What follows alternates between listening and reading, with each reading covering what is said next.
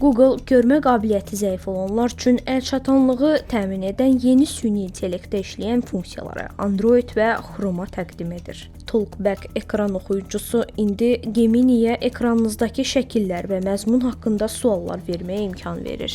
İndi görmə məhdudiyyəti olan istifadəçilər fotoşəkillərin ətrafı təsvirlərini ala, tətbiqlərdə məhsulun xüsusiyyətlərini öyrənə bilər. Androidin Expressive Captions funksiyası nitqdə səslərin intonasiyasını və tələffüzünü tanıyan yeniləmə əldə edib. Android 15 və yuxarı versiyalar üçün yenilənmə Amerika Birləşmiş Ştatları, Böyük Britaniya, Kanada və Avstraliyada ingilis dilində mövcuddur. Bundan əlavə, Chrome PDF faylları üçün optik simvol tanınmasını dəstəkləyir. Artıq istifadəçilər skan edilmiş PDF sənədlərində mətni seçə, köçürə və axtara, həmçinin ekran oxuyucularından istifadə edə biləcəklər.